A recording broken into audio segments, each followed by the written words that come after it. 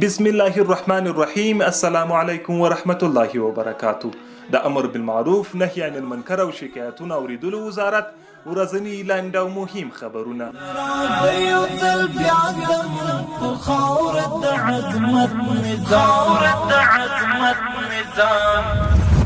د کابل ښاري ریاست د امر بالمعروف نهي المنکر محتسبینو د خپل ورځنی کړنو په جریان کې د کابل ښار له 42 صحیح مرکزونو یو سلاویا تجارتي مارکیټونو له مسؤلینو سره د وزارت لخوا د شوو سپارښتنو د تطبیق په موخه لیدنې وکړې. محتسبینو نوموړ ته توصیه وکړه چې د وزارت لخوا شوې سپارښتنې عملی او خپل ټول کړنې له اسلامي شریعت سره برابر مخته یوسي. محتسبینو د صحیح مرکزونو مسؤلینو توصیه وکړه چې له ناروغانو سره نیک چلند او سمه درملنه وکړي او د ښځینه نارینه او انتظار ځایونو سره جلا او خپلو ښځینه کارکوونکو توصیه وکړي چې شرعي حجاب مراعات کړي. د هرات ولایت محتسبینو د خپل ورځنی کړنو په جریان کې د یاد ولایت د مرکز او ولسوالۍ له یو شمېر قومي مخورو، دیني عالمانو او ځوانانو سره په ټولنه کې د معروفاتو د ټینګښت، منکرات د مخنیوي او په ټولنه کې د امر بالمعروف په ارزښت بېلابېلې ناستې ترسره کړې. محتسبینو دیني عالمانو او قومي مخورو ته وویل چې یوه اسلامي ټولنه غیر د امر بالمعروف له شتون څخه نیمګړې ده او دا د هر مسلمان دنده ده چې د معروفاتو په ټینګښت او د منکرات مخنیوي کې خپله ونډه واخلي. د خوست ولایت د امر بالمعروف محتسبینو د ولایت د مرکز په ګډون په 12 ولسوالیو کې له دیني عالمانو، قومي مخورو او ځوانانو سره په ټولنه کې د معروفاتو د اقامې او د منکرات د مخنیوي په موخه ناستې ترسره کړې.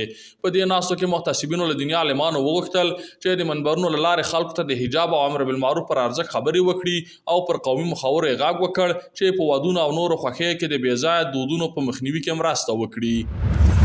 د لغمان ولایت د امر بالمعروف محتسبینو د ولایت له دیني عالمانو، ځوانانو او قومي مخورو سره په جوړه شوې ناسته کې دیني عالمانو ته په خطاب کې وویل د الهي احکامو په سم ډول د ټولنې تر خلکو رسول مو مسؤلیت دی چې باید ترسره یې کړو. دا ناسته چې موخه یې په ټولنه کې د معروفاتو اقامه او د منکراتو مخنیوي او په دې برخه کې د دیني عالمانو او قومي مخورو مرسته وه.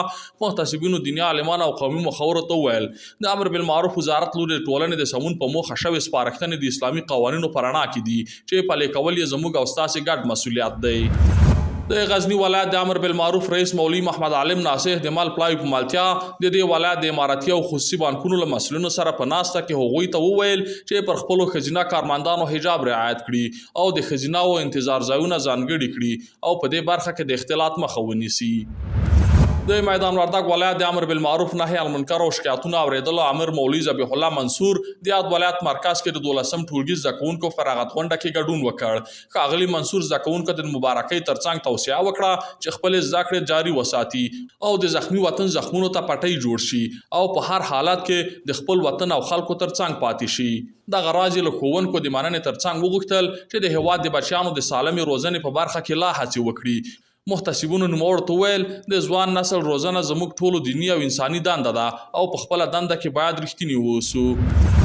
د بدخشان د امر بالمعروف نهي المنکر رئیس مولوي شیر محمد جواد او سره مل پلاوي د یاد ولایت د مرکز او ولسوالیو له محتسبینو سره د کارونو د لا ښه ترسره کولو په موخه ناستې ترسره کړې. ښاغلي جواد نوموړو ته توصیه وکړه چې خلکو سره نیک چلند او خپل کارونه په وخت ترسره کوئ او خپل کاري راپور له مرکز سره شریکوئ. د ارزګان ولایت د امر بالمعروف نهي المنکر محتسبینو په تیرو 22 ساعتونو کې د یاد ولایت د مرکز په ګډون له څو ولسوالیو څخه د اصلاح په موخه لیدنې ترسره کړې. د یاد ولایت محتسبینو د چوري ولسوالۍ له اماراتي مسؤلینو سره چې د یادې ولسوالۍ امنیه قمندان او ولسوال هم ګډون درلود د همغږۍ په موخه ناسته ترسره کړه. محتسبینو د یادې ولسوالۍ مسؤلینو او کارمندانو ته د وزارت لخوا د شوو سپارښتنو پر تطبیق ټینګار وکړ او له هغوی وغوښتل چې له خلکو سره نیک چلند وکړي او کارونه یې پر وخت ترسره کړي.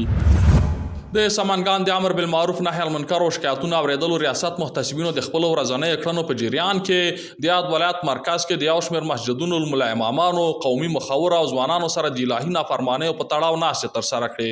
محتسبینو نوموړو ته ویل چې د ژوند ټول مشکلات د الله له نافرمانۍ څخه پیدا کیږي. د الله اطاعت او فرمانبرداري وکړئ او له منکراتو خپل ځان، کورنۍ او ټولنه وساتئ. مولا وزیر، مولا والی، مولا رهبر دی، مولا وزیر، مولا والی، مولا رهبر دی، مولا منصور، مولا جلال، مولا عمر دی، مولا